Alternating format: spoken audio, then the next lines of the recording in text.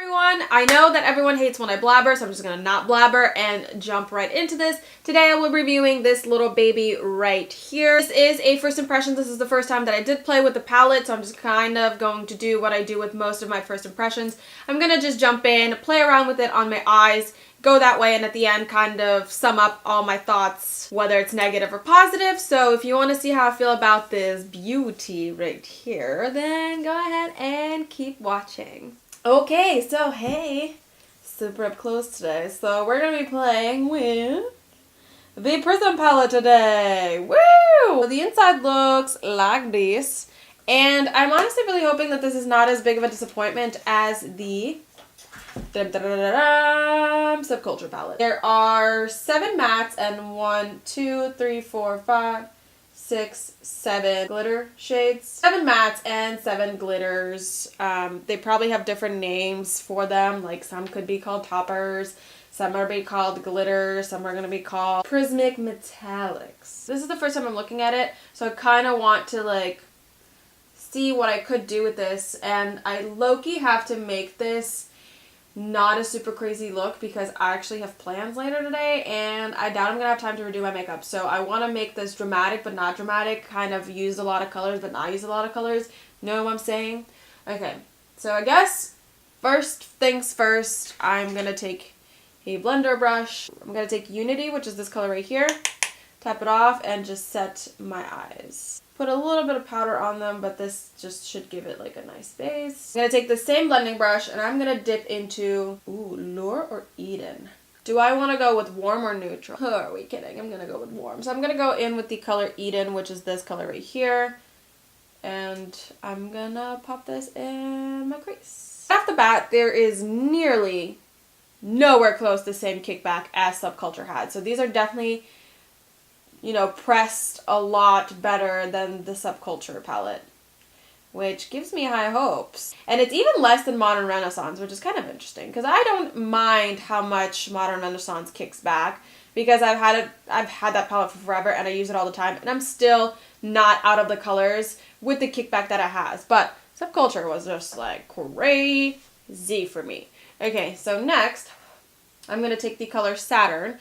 And I'm still going to go in with the same brush that I have right now. And I'm just kind of going to deepen this color. Able to see a mirror in here? Sorry. I need to see what I'm doing. So Saturn has a little bit more of a kickback. You can kind of see. And a good amount comes off when you tap it off. But like I said, nowhere near what Subculture had, which is promising. I think I'm gonna fall asleep while blending. This feels so good on my eye right now. And I'm so tired. Life tip from Rutele: if your lips are peeling, you're dehydrated, and you need to drink more water. I'm gonna take a smaller blending brush. Can I even speak? Like, what is wrong with me? I'm gonna take a smaller blending brush. This is the Rounded Crease by Sephora. And I'm gonna go in with the color Parallel. Just hoping that this color blends out very nicely because with the Subculture, which I didn't really even notice, but it was patchy, and like people who watch my videos are like, can we talk about the fact that that did not blend out and it's patchy? And I was like, oh shit, yeah, you're right. First, as always, I'm just going to pack it on where I want the shadow to be, and then I'm going to slightly start blending this out. And when things start getting messy, I don't really worry about it because then I just cut the crease. I probably should have taken a smaller brush for this, but YOLO, I guess we're going to have a super smoky eye all day. This brown is beautiful, damn. Slightly not sticking to some parts of my eye. It actually blended out really nicely, as you can see, so I'm just going to pick up a little bit more of Saturn and a little bit more of Eden and just kind of try and buff this edge out right here very gently. I'm not trying to make this super dramatic or anything like that. Now I'm going to take a flat brush, the MAC 242. Now the hard question is which shimmer prismatic metallic I want to go in. These are my options. There's this like silvery one, silver, gray, purpley one. Dug into this one already. This is definitely going to be my like inner corner highlight. Then we have a gold. Then we have a blue. This is Calling My Name. It's like a nice brown. This is a purple pink. A coppery color. And then this is a like a neon color, which definitely that goes with nothing that I'm doing. So I want to use this for the inner corner, probably mix this with this just to kind of do something different. And these two are calling my name. So I think I'm going to put this all over the lid and then put this on the center.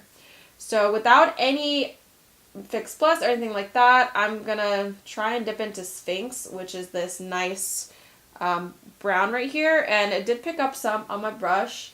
And I'm just going to try and run this on my eye, which it's coming up, which is cool. Sometimes with these kind of, you know, like thicker pigmented metallic shades, like chunkier metallic shades, you definitely need like Max Fix Plus or a setting spray to make this shit come up. Although it is getting like an indent in here from me putting the brush through, which means that it's very like soft and buttery, and yeah, that's just so pretty. I really do like this color, damn. I like how this is totally the look that I go when I do everything. So I'm also going to take the color Eternal, and I'm going to switch, obviously, the side of the brush that I used, and I'm going to go in with the clean side. I'm just going to dab this right on the center. Ooh, I do like that. I'm now going to take an inner corner highlight brush, and I'm going to dip into Lucid, which is this silver color right here, and then I'm going to also dip into Dimensional, which is right underneath, and I'm going to pop this in the inner corner. I'm going to take more Lucid this time, and I'm also going to drag this underneath the brow. It's not as pigmented as I thought it'd be. Obviously it would be if I added some Fix Plus, but my motivation level right now is at like a 0, so I'm not going to go too crazy with it.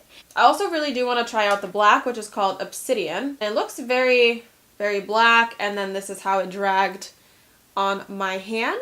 So it looks like it should be pretty pigmented, so I'm just going to dip in a little eyeliner brush, and I'm going to just kind of line this waterline. This one has a tiny bit of kickback. Could be because I'm going in with like a tiny little brush like this. Well, it's got some fallout, so a tiny bit of the black is falling out on my face. And now I need something really big and fluffy to wipe my face, so I'm just using some kind of big fluffy brush. Kind of flicked off the parts, but because I'm sweaty, this is like stuck on my face. That made it worse. Looks like I'm adding more foundation to my face.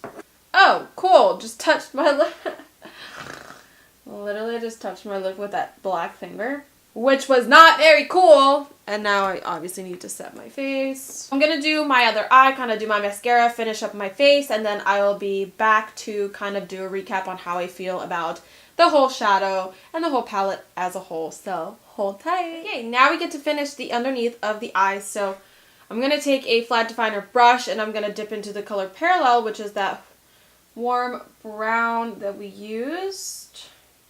And I'm just gonna 2/3 of the way line the underneath of my eyes. Kind of try to get this as close as I can. And then taking a small little blender brush, like the MAC 219, 218, I don't know. And I'm gonna dip into Saturn and Eden, tap off the excess, and smoke this out all the way. And now I should apply some mascara, so I'm just gonna go and pick up the Better Than Sex little sample that I have right in front of me. The lighting also probably changed in this video like 30 million times, so maybe. So I figured for the lips that we would keep it with the Anastasia theme. And I do want to use the lip gloss in the color Toffee. I've never tried her lip gloss before, but I've heard really amazing things, so I wanted to kind of try it out, and I think that would look actually really good with this eye look right here. So I'm just gonna pop this on. This is probably the most high coverage lip gloss I've ever used. And it's not uncomfortably sticky like I thought it would be, which I love. Now I want to set my face. I'm going to be using the Makeup Forever Professional Terrorist spray that always gets in my mouth, but it tastes good.